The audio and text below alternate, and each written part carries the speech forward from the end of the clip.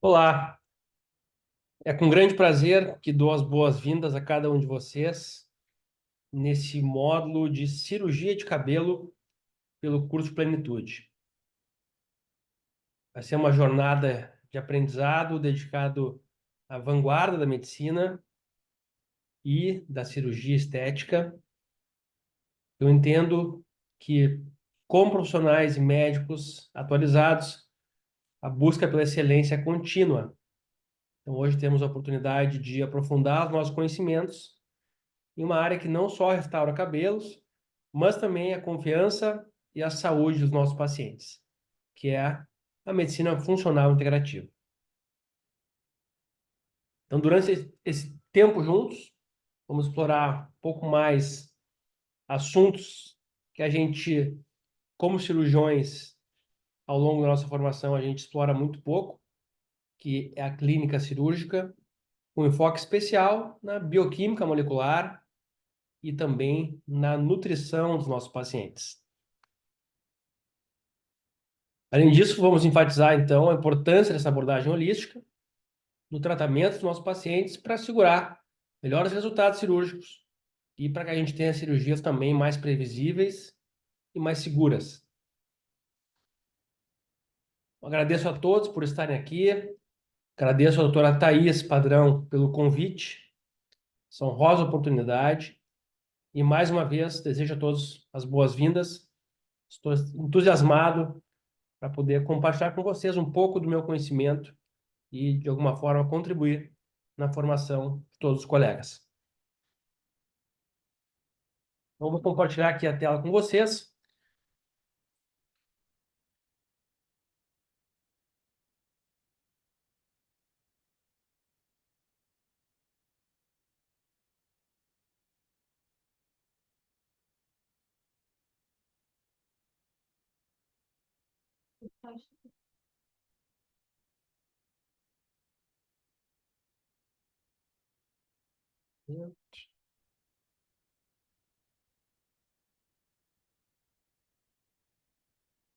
Então, vamos lá, pessoal.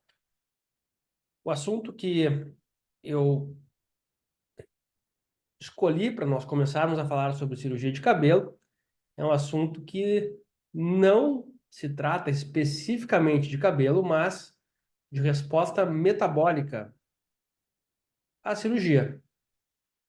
Então, nesses últimos anos, estudando um pouco mais aprofundado fisiologia, bioquímica, um pouco mais de nutrologia, eu compreendi a necessidade que tem nós entendermos o metabolismo dos nossos pacientes, não só no transoperatório, mas no pré-operatório e também podendo dar um suporte no pós-operatório, à medida que a gente compreende melhor os mecanismos fisiológicos de bioenergética molecular, bioquímica celular e nutrologia. Então, nós vamos falar hoje sobre o estado metabólico pré-operatório como um fator crítico determinante para os nossos resultados cirúrgicos. E o módulo, então, vai ser um módulo sobre cirurgia capilar, mas algumas aulas nós falaremos sobre, como eu comentei aqui, sobre metabolismo de forma geral. Na realidade, o cabelo ele é a pontinha do iceberg. O cabelo ele é um órgão, um mini órgão, digamos assim, que necessita de todas as funções biológicas que a pele também necessita, que os nossos órgãos de sobrevivência, coração, cérebro, rins, também precisam. Como, por exemplo, uma bioenergética mitocondrial que funcione bem, como, por exemplo, uma resposta imunológica adequada e também o controle do estresse, como vai ser abordado hoje aqui nessa primeira aula. Então, os objetivos dessa primeira aula serão definir o estresse pré e pós-cirúrgico na visão integrativa, explicar como o corpo reage a nível neuroendócrino na primeira aula e imunológico na segunda aula. Aqui eu queria explicar um pouquinho melhor isso aqui, pessoal, porque é um assunto que é extenso, é um assunto que é complexo, e nesses anos de pandemia eu me dediquei bastante a entender melhor, porque na formação cirúrgica a gente aprende muito pouco sobre realmente o metabolismo dos nossos pacientes. Então eu resolvi dividir na aula 1 a resposta neuroendócrina e na aula 2 a resposta imunológica ao trauma cirúrgico, para que a aula fique mais suave e mais fácil de entender. Eu entendo que falar sobre a resposta neuroendócrina é um pouco menos complexo do que falar sobre a resposta imunológica. Então, para que vocês não me venham com maus olhos, né, nessa primeira aula, falando sobre um assunto que para alguns é chato, e eu compreendo que realmente a resposta imunológica ela é complexa e se torna às vezes um pouco chata, que é aprendizado que a gente costuma ter na faculdade, sempre muito padronizado em relação à fase inflamatória, fase proliferativa, né? Aquilo é muito básico, então a gente tem que aprofundar um pouco mais. Então eu deixei a resposta imunológica para a segunda aula. Nessa primeira aula, então, vamos falar sobre a resposta em nível neuroendócrino, que ela é diretamente relacionada ao metabolismo basal dos pacientes e o metabolismo de estresse.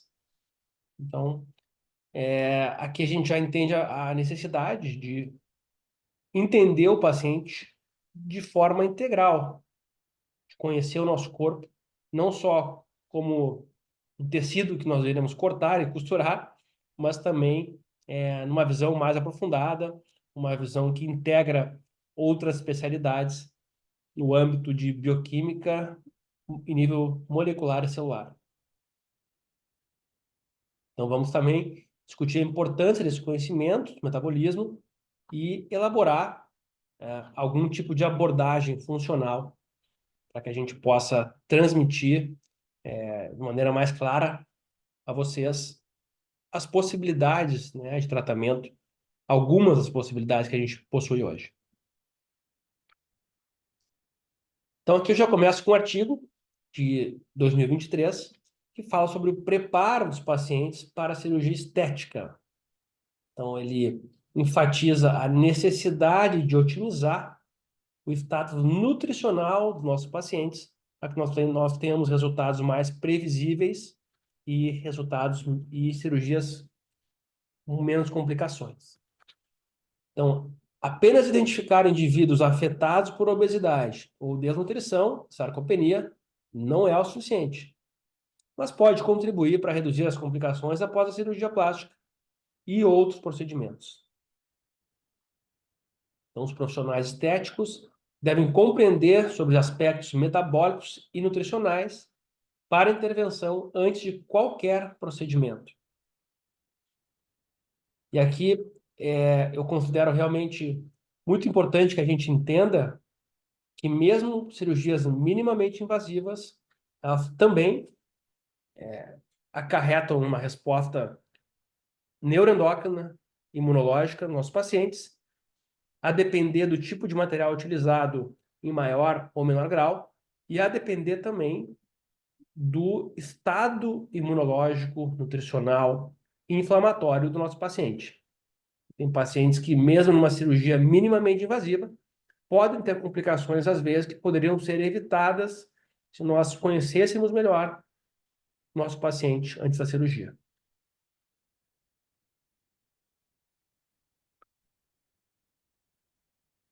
Bom, nós vivemos hoje, pessoal, uma condição que é cada vez mais estudada, mais compreendida e que nos traz aqui, num momento de transformação da medicina, para falar sobre a medicina funcional integrativa. Então, a medicina essa abordagem funcional integrativa, ela visa, muitas vezes, a prevenção de complicações, prevenção de doenças. E, hoje em dia, nós vivemos uma epidemia silenciosa de pacientes inflamados. É o que se chama de inflamação subclínica. E, nesse contexto, o ambiente que o paciente vive, o perfil psicológico desse paciente, assim como o status socioeconômico, influenciam diretamente na saúde dos indivíduos. Então, todo esse contexto holístico deve ser analisado, deve ser bem avaliado para que nós tenhamos resultados mais previsíveis e mais segurança nas cirurgias. Aqui é um diagrama que ilustra isso que a gente conversou no slide anterior, sobre os determinantes sociais que interferem na saúde cardiovascular dos pacientes. Então, aqui a gente vê que o status econômico,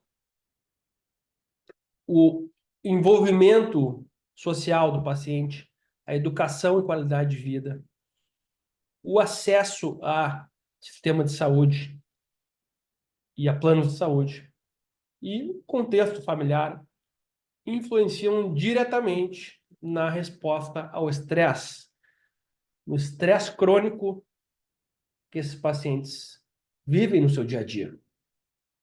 Em uma hora de consulta, muitas vezes é difícil a gente conhecer o paciente e explorar todos os aspectos da vida desse paciente. Então, muitas vezes, algumas informações realmente passam batido em consulta e depois da cirurgia a gente começa a se dar conta que faltou explorar um outro aspecto na vida do paciente, ou porque ele nos escondeu, ou porque ele não estava na nossa rotina, nosso costume de aprofundar mais nesses aspectos sociais.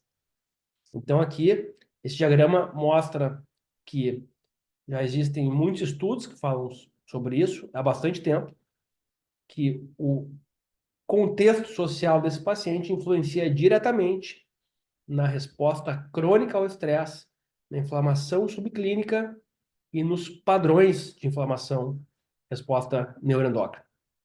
Então, isso impacta diretamente no nosso cérebro, na nossa adrenal, que nós veremos mais adiante, que vai ser a tônica da saúde de hoje, que serão a tônica da aula de hoje, assim como as suas respostas, né, no sistema imunológico, relacionados ao estresse. Então, aqui também nós vemos o encurtamento telomérico. O envelhecimento hoje ele é visto de uma forma multifatorial. Então, existem várias teorias sobre o envelhecimento, e uma delas é realmente essa questão de encurtamento telomérico, uma modificação epigenética que, em pacientes que têm um contexto desfavorável, esse envelhecimento acontece de forma mais rápida e mais progressiva do que em pacientes que vivem um contexto favorável, socioeconômico, financeiro e familiar. Então, aqui nós vemos que os pacientes têm um estresse no seu dia a dia, e a gente sabe muito bem disso, não precisamos, né, nem muitos trabalhos explicando que quanto mais estresse no dia a dia, mais doente esse paciente é. E esse trabalho ele fala especificamente na questão cardiovascular, né, que impacta, obviamente, os nossos pacientes cirúrgicos. Estamos falando sobre risco cirúrgico. Hoje em dia, o entendimento que a gente tem sobre risco cirúrgico ele é muito mais amplo do que, pelo menos, o conhecimento que eu tinha há 4, 5 anos atrás. Então, naquela época, eu solicitava para os meus pacientes uma avaliação muito básica de exames de sangue, hemograma, creatinina, ureia, exames de coagulação, e encaminhava o paciente para o cardiologista, com eletrocardiograma, e recebendo o aval do cardiologista, essa paciente estava apta para a cirurgia. Hoje em dia a gente vê que, na realidade, o, o risco cirúrgico é muito mais amplo do que isso. E que aquele laudo do cardiologista, ele realmente ele nos ajuda, ele nos dá um suporte para que a gente possa operar os nossos pacientes, mas ele não determina que esse paciente esteja em condições de ser operado. Então, inclusive, quem vai responder pela saúde do paciente no trans e no pós-operatório somos nós, e não o cardiologista. Muitas vezes nós temos que encaminhar para outros especialistas também, no momento que a gente começa a conhecer um pouco mais sobre exames e sobre as alterações que esses pacientes têm, alterações subclínicas, e que muitas vezes, quando a gente não tem esse conhecimento aprofundado de exames de sangue, a gente não enxerga. Então, o estresse e a desnutrição podem influenciar negativamente o sistema imunológico e a saúde dos pacientes, causando disfunção no sistema imunológico inato e na resposta adquirida. Então, aqui a gente vê o impacto do estresse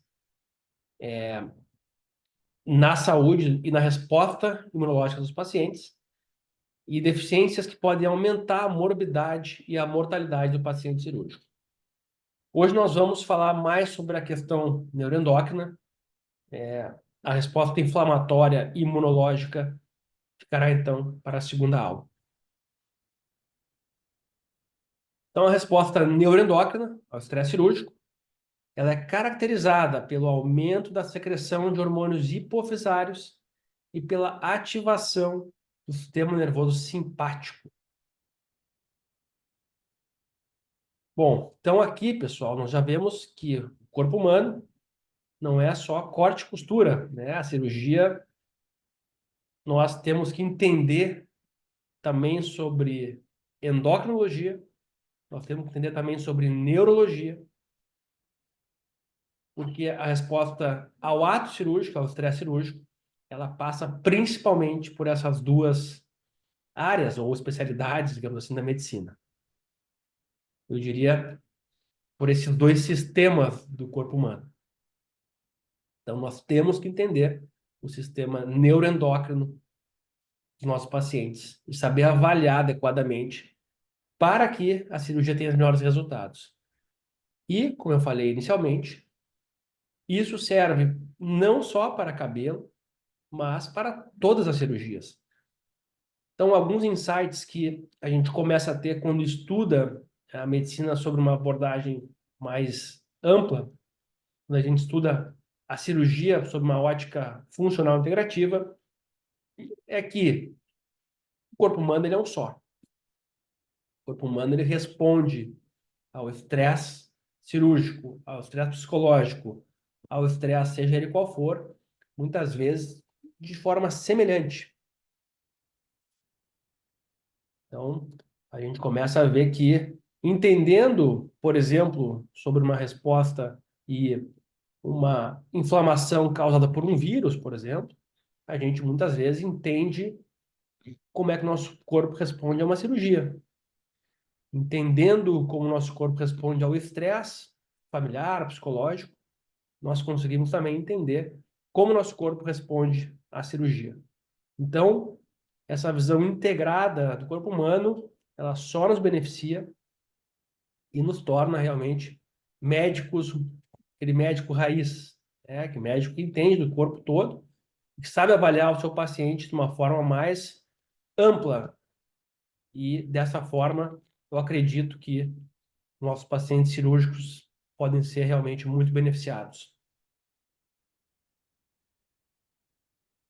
Então, a resposta neurológica, ela começa por raízes nervosas sensoriais na pele, que sobem pela medula dorsal da espinha até ativar o hipotálamo. Ativando o hipotálamo, nós teremos início também a resposta do eixo hipotálamo, hipófise adrenal e outras glândulas, como veremos a seguir, como o pâncreas e outros órgãos, como o fígado, rins. Então, essa resposta neurológica inicialmente, ela se comunica com a parte hormonal do corpo, ativando o eixo HPA e outras vias hormonais. Então, aqui é um diagrama que ilustra exatamente isso que conversamos na slide anterior. Aqui o bisturi, o corte na pele, o estímulo aferente, passando pela raiz dorsal da nossa medula, subindo até o córtex cerebral, ativando o núcleo paraventricular do hipotálamo. Aqui é uma região do cérebro que é ativada na resposta ao estresse. E daí, iniciando então uma ativação do sistema nervoso simpático, que vai atuar na nossa medula adrenal, liberando adrenalina, e também nos gânglios nos gânglios do sistema nervoso simpático, também a secreção de noradrenalina e de outros hormônios diretamente pelo sistema nervoso simpático. Aqui nós vemos a hipófise, né? O hipotálamo, essa região que é ativada, que vai ativar a hipófise e vai liberar então hormônios pelo corpo todo. A gente vai ver direitinho a função, né? O objetivo do nosso corpo quando ativa esses hormônios na resposta cirúrgica. Então, a ativação pré-simpática do núcleo paraventricular, que é aquele grupo de neurônios do hipotálamo, e que desempenha um papel importante central durante o estresse. Então, ele pode detectar alterações fisiológicas, como hipotensão, hipóxia, inflamação, estresse, e não necessariamente o paciente tem que sofrer um corte para que esse núcleo seja ativado. Então, aqui explica um pouco daquilo que a gente conversou anteriormente, de que o estresse, a resposta ao estresse, ela é muito semelhante quando o paciente passa por uma cirurgia ou quando o paciente passa por um estresse por outros motivos. Então, ocorre a ativação desse núcleo paraventricular no hipotálamo, que pode ser relacionada a alterações como hipotensão, hipóxia, inflamação e outras condições de estresse. Então, esse núcleo ele atua retransmitindo impulsos aferentes no local do tecido cirúrgico danificado, através do sistema límbico, particularmente da amígdala e dos núcleos do tronco cerebral. Então, aqui, essa figura explicando, né, aqui, essa resposta do núcleo paraventricular em relação a alterações na pressão e que vai ativar também a adenohipófise e a neurohipófise a produzir os seus hormônios, como a corticotrofina, por exemplo, e hormônios aqui relacionados ao sistema renal, que é a vasopressina, né? Ativando aqui o sistema renal, o sistema cardiovascular também. Bom, o sistema nervoso simpático, gente, ele é uma peça-chave, então, nesse estado de estresse que a gente vive no nosso dia a dia e que o nosso paciente cirúrgico atravessa no trans e no pós-operatório. Dá para dizer que também no pré-operatório, esse sistema nervoso já está ativado. Então, o estresse e a ansiedade, o nervosismo pré-operatório, eles já começam antes da cirurgia, ativando muitas vezes, em maior ou menor grau, esse sistema nervoso simpático, que é responsável, então, pela produção de adrenalina. Ele vai estimular, então, a medula adrenal, em resposta à ativação hipotalâmica, a produzir a adrenalina, que vai aumentar a frequência cardíaca, o tônus da musculatura lisa vascular e aumentar também a resistência vascular sistêmica. Ou seja, nosso paciente, durante a cirurgia, ele vai ter uma liberação de adrenalina, aumentando a frequência cardíaca e aumentando a resistência vascular, também causando um aumento da pressão arterial.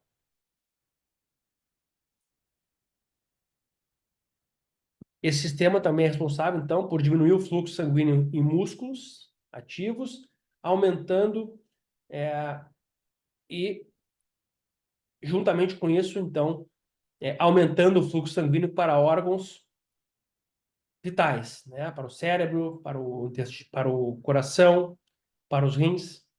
Então, aqui a gente vê que o nosso corpo, o sistema nervoso simpático, ele vai priorizar os órgãos vitais durante o ato cirúrgico e durante o estresse também é a mesma situação que acontece, que o nosso corpo entende que está passando por algum estresse, ele não entende que é uma cirurgia, que é um corte, ele identifica, né, através da alteração na pressão arterial, através da hipóxia ou através de citocinas inflamatórias, ele identifica então que o nosso corpo necessita priorizar os órgãos vitais.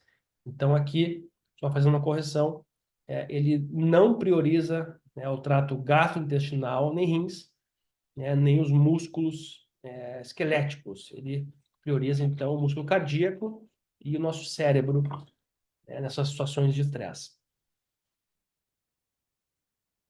Então, a circulação de adrenalina fortalece a resposta simpática e mobiliza os estoques de carboidratos e gordura.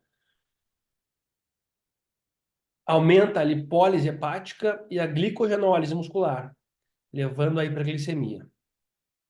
Além disso, a atividade metabólica celular é aumentada e a coagulabilidade do sangue também é aumentada. Então, aqui, pessoal, são as respostas, né, neuroendócrinas mais importantes que eu acredito que a gente tenha que entender que o nosso paciente vai passar durante a cirurgia, no pós-operatório, muitas vezes no pré-operatório, e que também já pode estar passando dependendo da sua saúde. Então, nós sabemos que os pacientes já vêm, muitas vezes, com uma carga aumentada de lipólise hepática, de glicogenólise, com hiperglicemia, a paciente já vem muitas vezes com alterações, né, na hemoglobina glicada, e isso vai piorar no pós-operatório se nós não estivermos atentos, se não soubermos como manejar esse paciente já desde o pré-operatório. E a questão da coagulabilidade, que aumenta também, e da atividade metabólica celular. E para isso, então, nós vamos ter que ter nutrientes, né, suficientes para que esses pacientes consigam ter uma atividade metabólica celular aumentada e que não tenham, então, déficit de nutrientes necessários para que isso aconteça. Aqui, então, um resumo de tudo isso que a gente conversou: ativação do hipotálamo, da hipófise anterior, aumento de IH, aumento de ACTH, ativação da adrenal com aumento do cortisol, ativação também da hipófise posterior com aumento do ADH, e aqui o sistema nervoso simpático liberando adrenalina, ativando o pâncreas para diminuir a insulina e aumentar o glucagon, e também ativando o rim para reter, né, aumentar a atividade da renina, angiotensina, aldosterona. Então, o objetivo do nosso corpo nesse contexto é guardar energia, aumentar o açúcar circulante, reter mais líquido e usar as reservas de energia que a gente tem no nosso corpo. Então, o corpo, nesse momento, ele fecha, vamos dizer, ele fecha as portas para o que está entrando, né, em termos de nutrientes. A gente diminui a circulação do trato gastrointestinal, então a gente perde a fome e nosso sistema neuroendócrino faz com que a gente mobilize todas as reservas nutricionais que a gente tem, dos músculos, da gordura, aumentando então a lipólise, aumentando a produção de energia advindos tanto da gordura quanto da quebra muscular. Então a gente vai ter um catabolismo acontecendo, uma hiperglicemia, uma retenção hídrica que vai causar o edema e o aumento da pressão arterial. Então, isso é um resumo que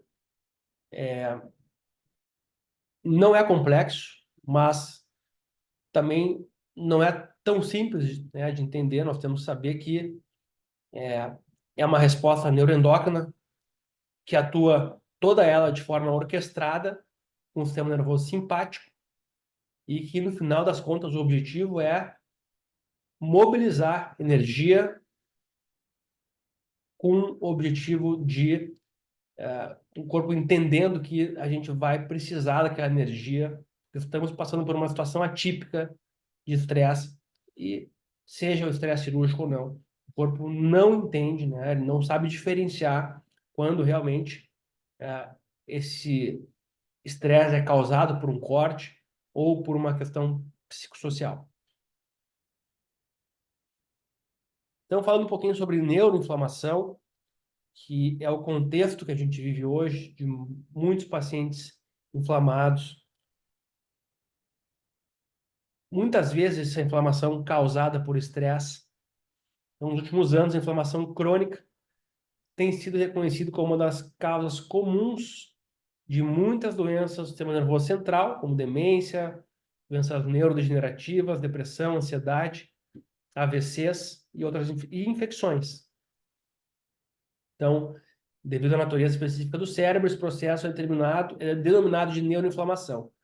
E sua supressão pode resultar na melhora da condição do paciente e promover a sua recuperação. Então, aqui a gente percebe que a neuroinflamação, o paciente com uma ativação crônica do sistema nervoso, uma inflamação subclínica, inflamação crônica subaguda, esse paciente ele pode sofrer mais, inclusive, de infecção. Ele pode ter uma recuperação prejudicada simplesmente por ser um paciente com estresse em nível cerebral. Então, aqui também uma figurinha que explica um pouco dessa ativação, né, de alguns neurotransmissores estatórios, como, por exemplo, o glutamato. Então, aqui receptores AMPA e NMDA são neurotransmissores glutamatérgicos que ativam as sinapses excitatórias e fazem também, a longo prazo, quando o paciente tem muito estímulo excitatório, eles fazem com que o paciente seja neuroinflamado. Então, aqui é um dos temas que, hoje em dia, a gente vê que os pacientes estão realmente mais excitados, estão mais estressados e esses neurotransmissores, eles estão mais ativados. Então, a resposta endócrina, né, liberação de ACTH, estimula o cortisol pelo córtex adrenal e a vasopressina também, que vai ter ação nos rins, né? Então, a vasopressina é secretada pela hipófise posterior e vai fazer a ativação do sistema renina, angiotensina, aldosterona, com o objetivo, então, de reter sódio e manter a volemia do paciente. O glucagon liberado no pâncreas, tendo uma ação, então, de quebra das nossas reservas energéticas e uma ação inibitória da insulina. O hormônio do crescimento também, para a hipófise anterior, aumenta dependendo da magnitude, então, da resposta ao estresse cirúrgico. Ele vai causar o aumento da glicogenólise, levando o paciente também à hipoglicemia. Então, é mais um hormônio que vai mobilizar as nossas reservas energéticas do corpo e causa também a resistência à insulina, né? Então, os pacientes que já sofrem com insulina alta, eles podem complicar no pós-operatório, porque a resposta endócrina ela vai causar uma piora dessa resistência à insulina, uma dificuldade maior ainda, né, dessa insulina colocar o açúcar para dentro da célula. Então, os pacientes que já têm uma deficiência ou uma tendência a terem uma resistência à insulina, eles vão ter piores resultados e podem sofrer mais no ato cirúrgico. Bom, outro hormônio é o hormônio antidiurético, que vai aumentar, então, a quantidade de água livre, né? No nosso corpo, ele vai... Função primária da vasopressina é regular o volume de líquido extracelular, né? Ele vai reduzir, então, a depuração renal de água livre nos ductos coletores renais, fazendo com que o nosso corpo retenha mais água. Inicialmente, com a retenção de sódio pode acontecer uma hipernatremia, mas posteriormente, por um aumento da secreção do ADH, nosso corpo vai começar a reter mais água e a reabsorver a água livre e pode ser, então, evoluir para uma hiponatremia dilucional. Outras alterações endócrinas, né, na prolactina, nas concentrações de testosterona, T3 e T4.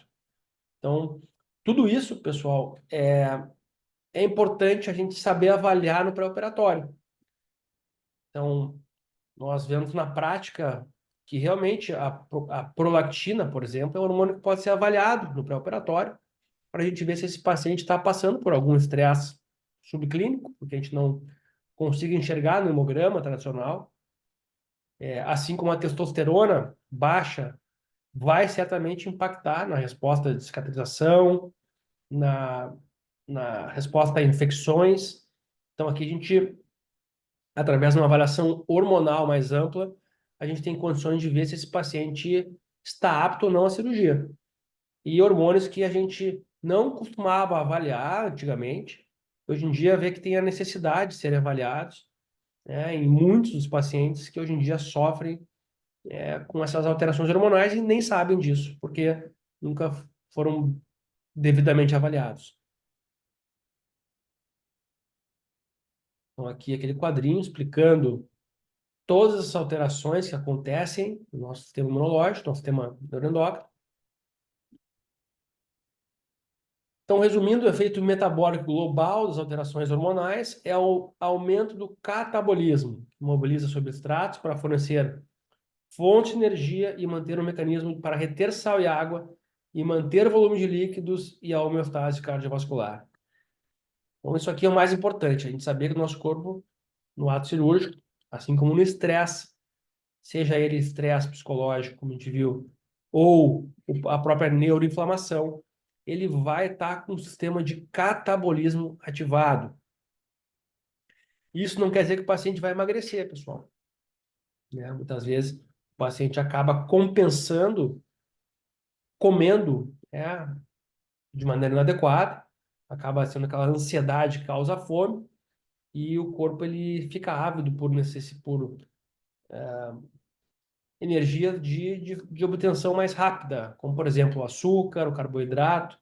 Então, a gente vê que quando o paciente está inflamado, muitas vezes ele fica com mais vontade de comer doce, de comer carboidratos. O corpo está precisando, né, de energia fácil. Então, aqui ocorre o aumento do catabolismo e também aquela retenção hídrica que os pacientes se queixam quando estão passando por um período mais inflamado. Então, essa resposta ao estresse se desenvolveu para permitir que os animais feridos sobrevivessem, catabolizando seus próprios combustíveis corporais armazenados. Isso tem sido argumentado se necessariamente o paciente cirúrgico precisa passar por isso.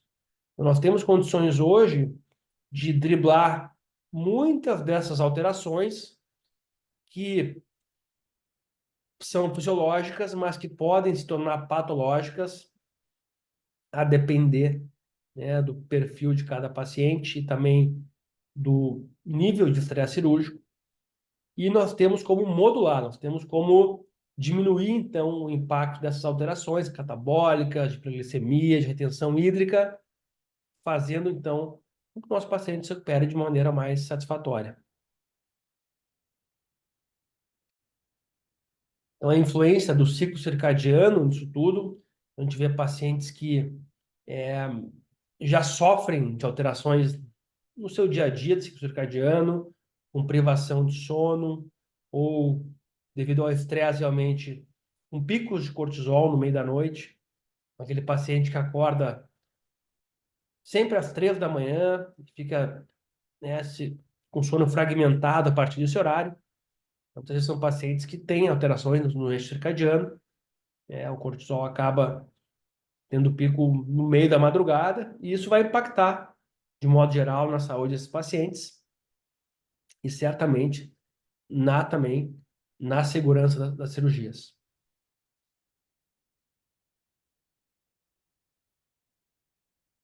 Então, aqui é uma figura que mostra mais especificamente essa questão do estresse crônico psicossocial. Nós podemos ver, então, essa ativação do sistema nervoso simpático, ativação da medula adrenal, a resposta inflamatória através de neurotransmissores. Então, o que essa figurinha mostra para a gente é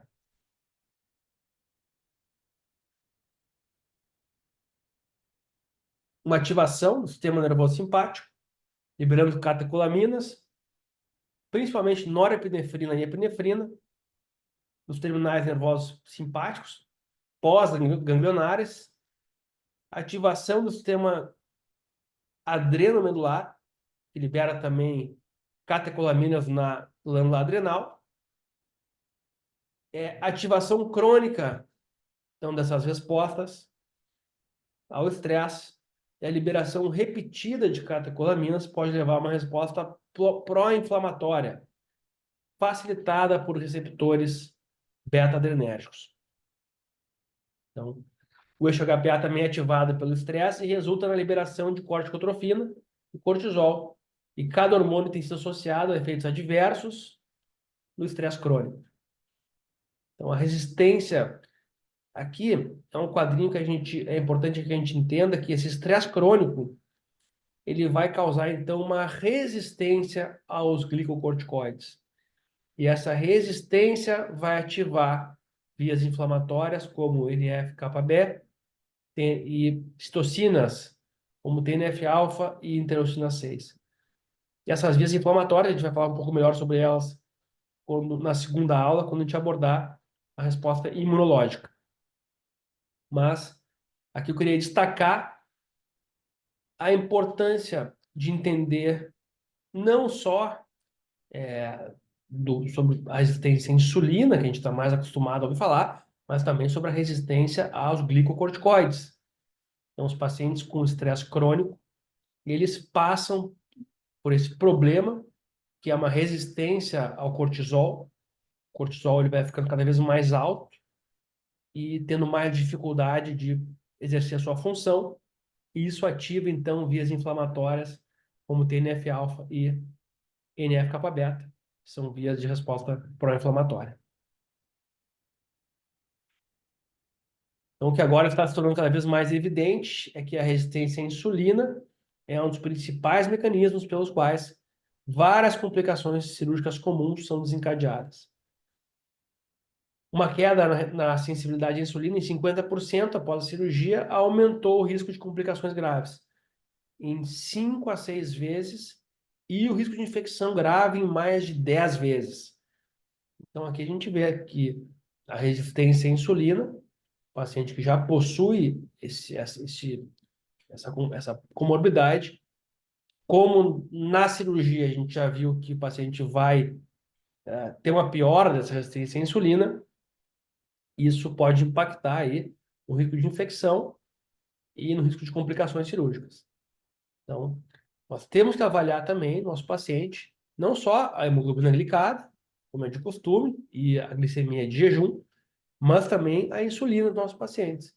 Muitas vezes eles podem estar com a insulina alta e ainda não ter uma alteração tão nítida, tão expressiva na hemoglobina em jejum e nem na hemoglobina glicada. Então, a insulina é outro exame importante da gente avaliar os pacientes pré-operatórios.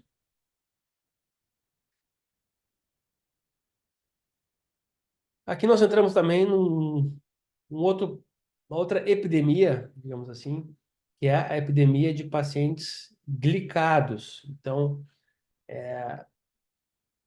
nós sabemos que o excesso de açúcar no sangue, seja paciente diabético ou paciente pré-diabético, ele vai causar a glicação dos nossos tecidos e formando, então, aquilo que se chama de os produtos, né, de glicação, produtos avançados de glicação, e que vão interferir, então, na nossa resposta imunológica e vão, inclusive, dificultar o processo de cicatrização por ter influência direta em várias células, né, dos nossos tecidos.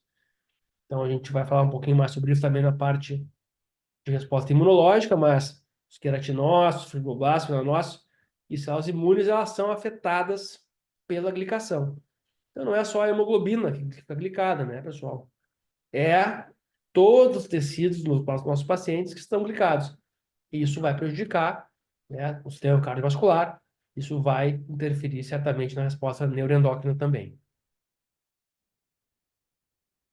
A gente vive hoje, né, uma pandemia aí de obesidade, pacientes realmente uma parcela muito alta aqui, por exemplo, lá na América do Sul, né, 52 pacientes apresentando sobrepeso, aqui um índice também alto na América do Norte, e esse é o contexto de pacientes que a gente pega hoje em dia para operar. São pacientes que se alimentam mal, pacientes que já vêm inflamados, né, com aumento da insulina, com aumento da hemoglobina glicada, com resistência aos glicocorticoides. Então, isso nada mais é do que um, uma das características do paciente com síndrome metabólica. E vocês vejam como é parecido, né, pessoal? O paciente com síndrome metabólica, como as respostas são parecidas com o paciente cirúrgico, né? Diminuição da sinalização da insulina, aumento da lipólise, aumento da degradação muscular e também de gorduras, né? Aumento da nossa produção de células inflamatórias, também pelo tecido gorduroso. Então, aqui, causando a resistência à insulina no fígado, a alteração de células beta no pâncreas, a resistência à insulina também na musculatura esquelética, diminuição da fertilidade, alteração, disfunção endotelial, disfunção também cardíaca, nefropatia diabética, então, entre outras complicações do paciente com síndrome metabólica. E são pacientes que nem sempre são aqueles pacientes obesos. Muitas vezes a gente tem um paciente com síndrome metabólica, com aquela obesidade visceral, que pode, né, passar uma avaliação pré-operatória pelo cardiologista, pelo cirurgião plástico, e muitas vezes, se não for identificada, ela pode ser um dos fatores aí de complicação no paciente pós-operatório. Outro problema que a gente vive hoje, né, são os déficits nutricionais. Então, aqui relacionado à obesidade, a insuficiência de vitamina D, né, menor do que 30 nanogramas por decilitro, foi relatado em aproximadamente 90% de diferentes populações de estudos em pacientes obesos. Então, isso variou de 65% até 100% dos pacientes, pessoal. Então, vocês vejam que pacientes obesos, em alguns estudos, 100% dos pacientes tiveram insuficiência de vitamina D. E a deficiência, que é abaixo dos valores de referência, né, observada em até 60% dos pacientes. Vocês imaginem que 60% dos pacientes pode ter deficiência de vitamina D. Esse paciente vai ter certamente complicação devido a isso, né, variando então de 22% a 83%. E a prevalência pode chegar, então, de déficit grave, pode chegar até 25%, pessoal. Então, vocês vejam como a gente antigamente não avaliava a vitamina D dos pacientes, e vocês vejam como a gente pode ter passado por várias complicações sem saber, né? A gente realmente não tinha esse conhecimento, essa visão mais ampla da avaliação nutricional. Em relação às vitaminas e minerais, então, os pacientes obesos no pré-operatório de cirurgia bariátrica apresentam aqui, ó, uma deficiência de ferro de 20 a 47% dos pacientes, de zinco em 10% dos pacientes, de vitamina B1 em 20% e vitamina B12 em 18%. Então, aqui a gente vai ter deficiência, né, na formação de células sanguíneas, na resposta imunológica, na defesa contra infecções, na função mitocondrial, no metabolismo bioenergético desses pacientes, na metilação, vitamina B12. Então, são assuntos que a gente vai abordar ainda ao longo dessas aulas, e tudo isso impacta também nos nossos pacientes de cirurgia de cabelo.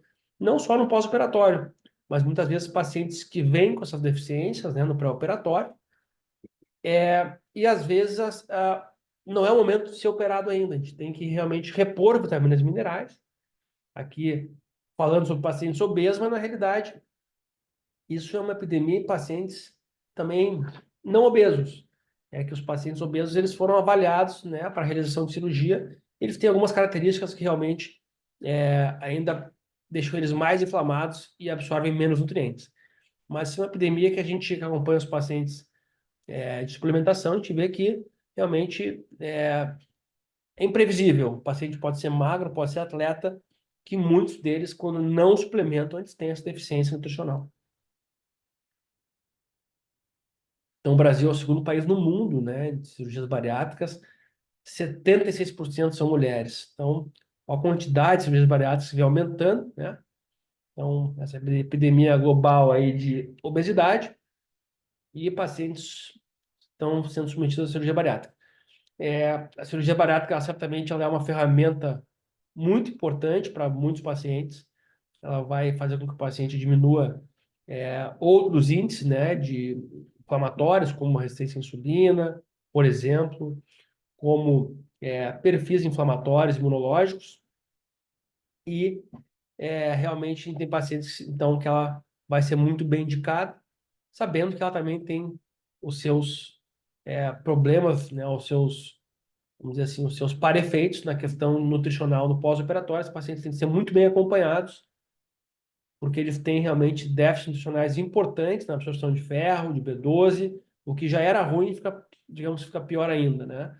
Então, ácido fólico e outros micronutrientes no pós-operatório, devido a essa é, retirada de parte do estômago, onde muitos nutrientes são absorvidos, né, através das células oxínticas.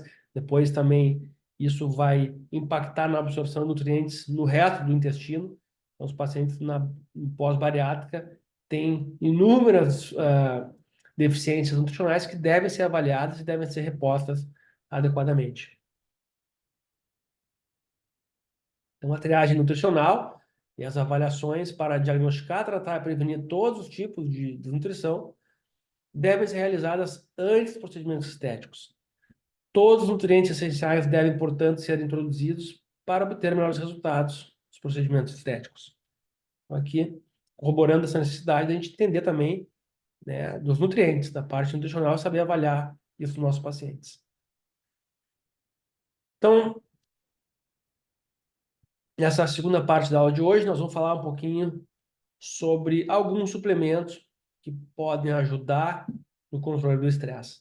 E depois, fazer aqui dois casos clínicos para mostrar realmente na prática o que a gente tem observado em pacientes no nosso dia a dia.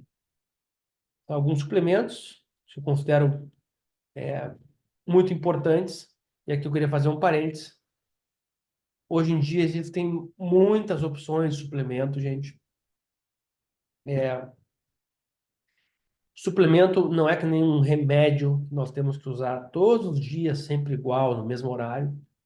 Então, às vezes a gente nós nos limitamos por pensar, mas como é que eu vou usar o ômega 3? O ômega 3 é uma fração de um alimento. É uma fração, vamos dizer assim, que a tecnologia nos possibilita pegar só aquela molécula que a gente tem interesse de determinados alimentos. Então, nós temos que ter um pouco de liberdade na hora de suplementar. Eu gosto quando o paciente fala assim, doutor, eu já estou fazendo alguns suplementos por conta própria. Porque muitas vezes os pacientes eles estão suplementando já melhor do que muito médico, né? Que não utiliza, que não acredita, porque eles estão estudando, eles estão pesquisando, estão vendo as informações que estão livres hoje em dia e cada vez mais, e eles estão, então, muitas vezes fazendo suplementação melhor do que médicos. Então, existem milhares de suplementos que podem ser usados. né? Vitaminas, minerais, oligoelementos, né? Macronutrientes, gorduras saudáveis, aminoácidos, proteínas. E eu vou abordar aqui, ao longo dessas aulas, eu vou abordando alguns que eu considero importantes a gente ter eles no nosso dia a dia, e alguns também um pouquinho diferentes do que a gente está acostumado a ouvir, né? Aqueles suplementos que a gente todos sabe que é necessário, que muitos já utilizam até em função da pandemia. Então, o ômega 3 é um daqueles queridinhos que todo mundo fala, e muitos trabalhos são abordados a função anti-inflamatória e também essa função em ajudar no estresse induzido pela regulação imunológica. Então, aqui nós vemos que o ômega 3 ele realmente pode ajudar nesse controle do estresse que esses pacientes têm, que a gente viu anteriormente, que existe uma epidemia de pacientes com estresse subclínico, inflamação subclínica e neuroinflamação. Aqui também é um daqueles mais conhecidos e é importante que a gente saiba que esses mais conhecidos, eles são realmente muito estudados. Então, às vezes a gente quer aprender coisas novas e esquece da base, né? Então, não é à toa que a ashwagandha é uma das principais ervas aí da medicina indiana, né? Medicina chinesa. A ashwagandha, ela tem muitos benefícios. Aqui eu trouxe um artigo que fala sobre o efeito adaptogênico dessa planta em relação ao estresse, uma meta-análise, né?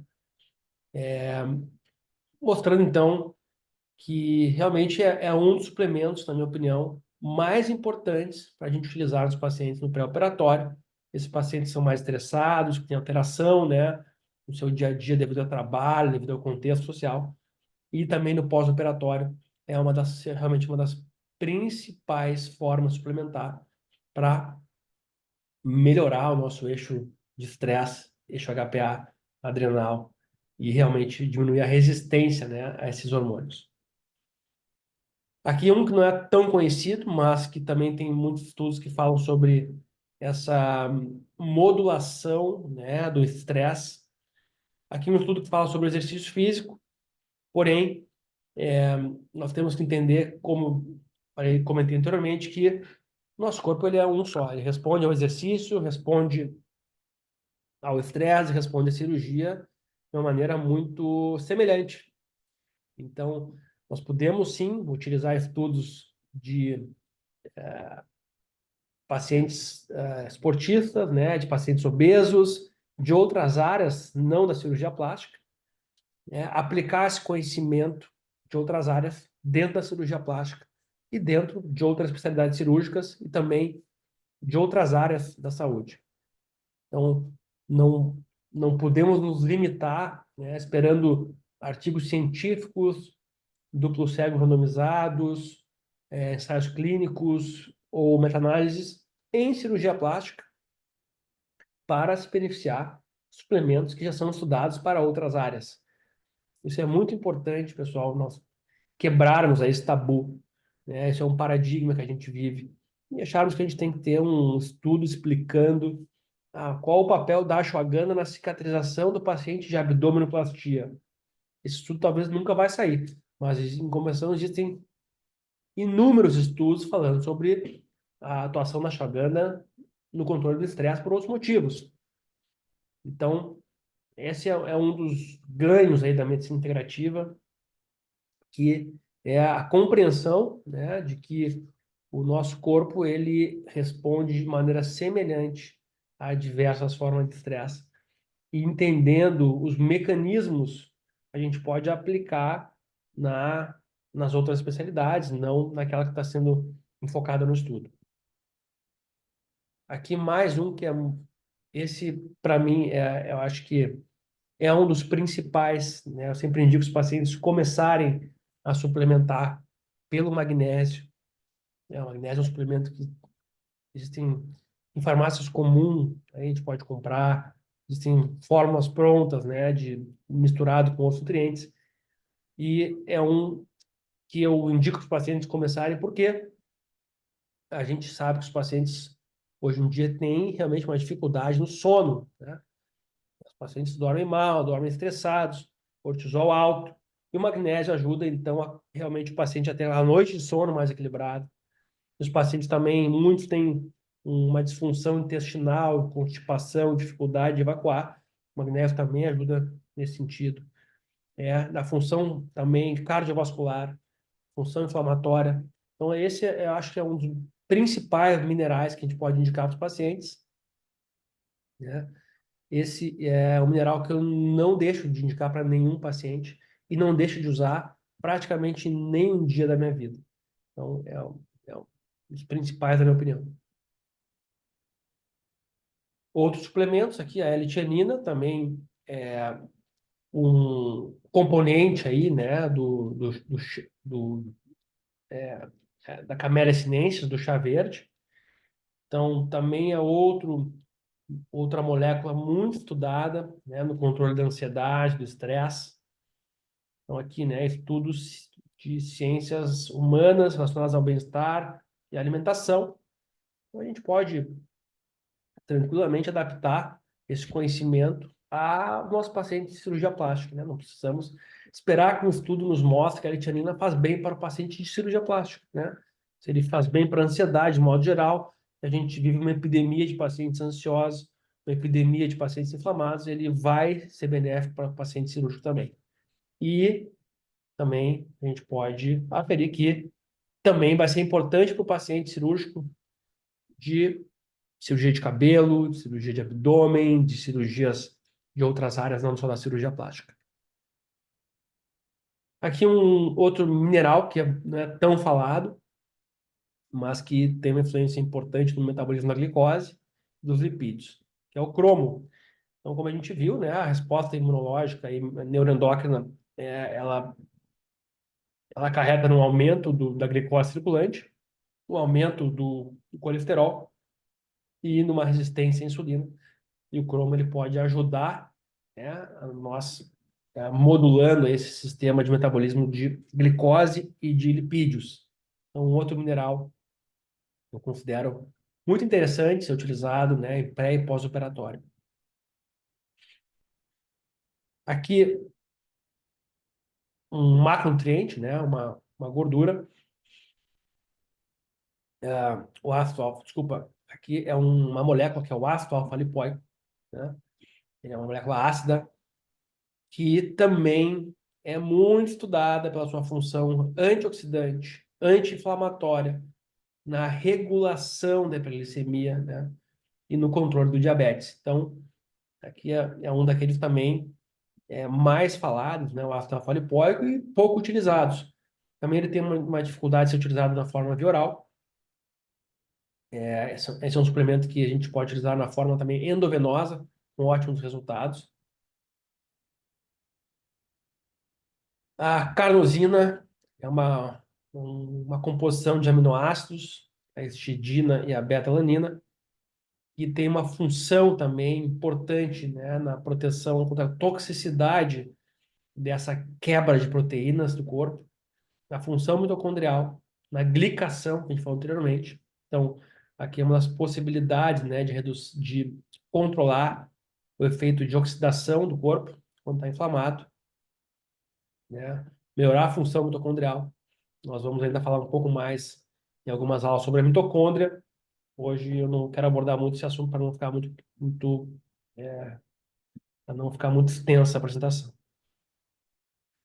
E, por fim, aqui eu trouxe a taurina, que também é um dos principais aminoácidos envolvidos na nossa resposta ao estresse. Então, existem estudos em ratos, muitos estudos em animais, mostrando então esse poder da taurina na função mitocondrial e na melhora aqui é um estudo feito em ratos que foram foram levados ao estresse, né, pós-traumático, e a taurina com seus benefícios, né, diminuindo a resposta ao estresse desses animais. Então, a taurina é um daqueles também aminoácidos que não é tão falado, mas que é de extrema importância nos nossos pacientes cirúrgicos, né, devido a esse contexto inflamatório que a gente vive hoje.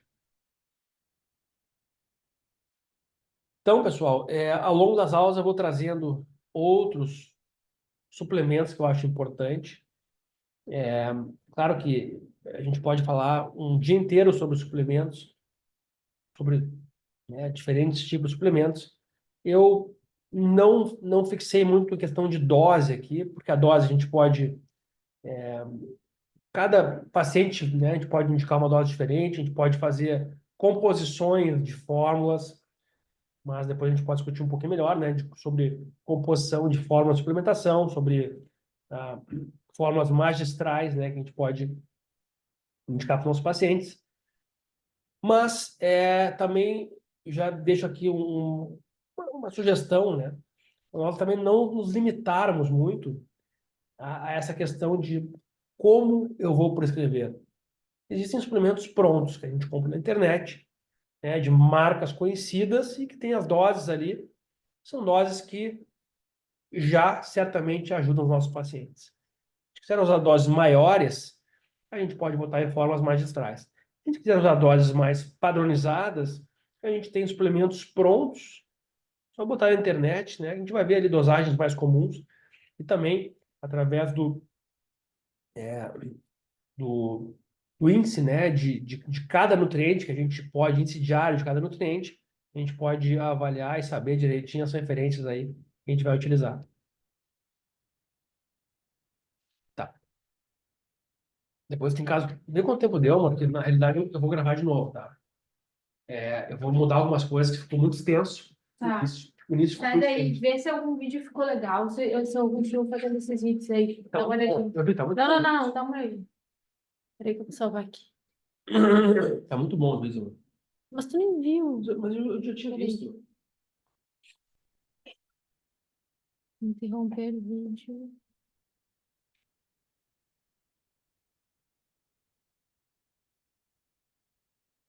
Meu Deus, quanto tempo deu já? Deixa eu ver.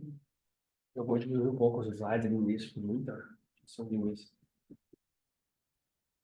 Pausar a gravação.